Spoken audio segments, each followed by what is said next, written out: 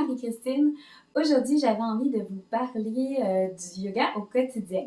En fait, il y a plusieurs personnes qui nous parlent dernièrement à quel point ils ont des douleurs au niveau des épaules parce qu'ils travaillent longtemps à l'ordinateur ou encore dans les jardins. Donc, quand on a beaucoup de douleurs au niveau des épaules, souvent, on remarque qu'on a tendance à aller beaucoup les épaules vers l'avant. Donc, par exemple, l'hiver, on en parle aussi parce que il fait froid, on arrive au volant, on se replie sur soi-même, on a de plus en plus le corps courbé. Donc, une des choses qu'on aime faire pour diminuer les douleurs dans ce temps-là, ça va être de travailler au niveau de la nuque, au niveau des épaules et aussi au niveau des extensions arrière. Donc aujourd'hui, je vous propose de passer quelques minutes avec moi et de bouger. Donc premièrement, en fait, si vous êtes assis, levez-vous debout. Donc c'est la première chose qu'on va faire. On va s'installer les pieds fermement ancrés au sol, pieds largeur des hanches avec le côté extérieur des pieds parallèles au côté de notre tapis imaginaire. Si on est au travail, on n'a pas nécessairement un tapis. Donc vous pourriez faire ça aussi assis, mais là, on aimerait ça amener du mouvement, donc ça va être plus efficace si on est debout. Donc, commençons par nous installer, bras de chaque côté du corps, les épaules loin des oreilles, et on vient détendre le visage. Le front qui se lisse, la mâchoire qui se décontracte. Sur l'expiration, descendez l'oreille gauche vers l'épaule gauche. Sentez tout l'étirement dans la zone droite. On remonte et on va de l'autre côté à l'expire. Ici, on n'a pas besoin de bouger nos épaules. On ramène. Sur l'expire, on descend le menton vers la poitrine. On peut faire des nons tout doucement.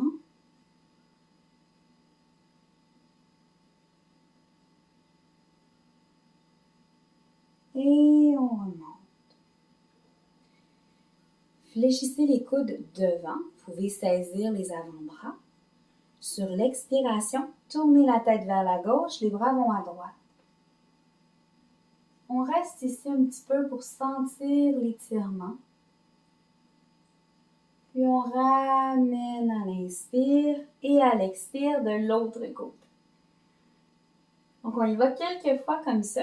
On peut garder nos bras à la hauteur des épaules, mais on pourrait aussi les passer plus haut. Donc on y va pour garder une mobilité dans le fond. Ça se peut que ça craque. On veut juste réchauffer nos articulations. Donc après avoir fait cet exercice-là pendant un moment, on va retourner au reste du corps. Donc on commence par bouger les poignets. Et de l'autre côté, les coudes. Et de l'autre côté. Puis on revient à nos épaules qui vont en rotation vers l'avant. On prend le temps. On n'a pas besoin d'aller en vitesse. On veut donner au corps le temps de bouger. Et par l'autre côté.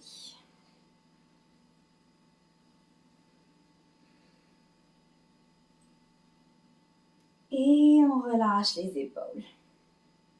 Main droite, épaule gauche. Main gauche, épaule droite. On cherche à avoir nos coudes qui s'approchent du centre. Sur l'inspiration, on élève vers le ciel. On reste ici. Sur une expiration, on descend et on vient inverser. Donc, on veut relâcher. Main gauche, épaule droite. Main droite, épaule gauche. Donc, ça inverse nos coudes. Et on monte à l'inspire.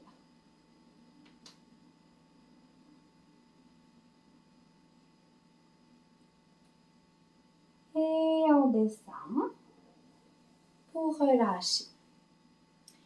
Pour faire au niveau du dos, un exercice que j'aime beaucoup, c'est de venir saisir les avant-bras. Donc, on installe nos jambes pour être confortable. On vient saisir nos avant-bras, puis on cherche à décoller légèrement du dos.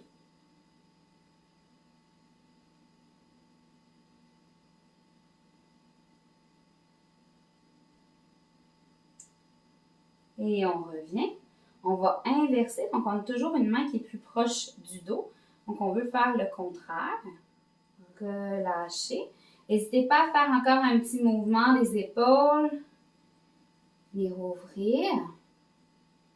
Un exercice que j'aime beaucoup, c'est une variante, si on veut, de la tête de vache. Une tête de vache qu'on connaît comme ça ici, qui est très bien pour notre dos, pour notre ouverture. C'est une version où on va garder nos bras les plus possible à l'horizontale. Donc, on cherche à dessiner un carré, si on peut dire. Ça nous permet d'allonger la colonne au maximum. Oh, je vois qu'à la caméra, vous ne voyez peut-être pas tout à fait bien. Voilà. Donc, on va faire de l'autre côté. Ici, on cherche à garder une longueur pour avoir le coude vers le ciel, l'autre coude vers le sol. Ça se peut que les doigts pointent de l'autre côté. Et on relâche. Rotation des épaules. Donnons un peu d'amour à notre dos. On va aller avec des mouvements de chat-chien. Donc, sur l'inspiration, on creuse le dos, on lève la tête. Notre bassin, comme un bol d'eau, veut verser l'eau à l'avant. À l'expire, on arrondit. Le bassin veut verser l'eau à l'arrière. On y va à quelques reprises. C'est une posture qui se fait très bien dans l'assise.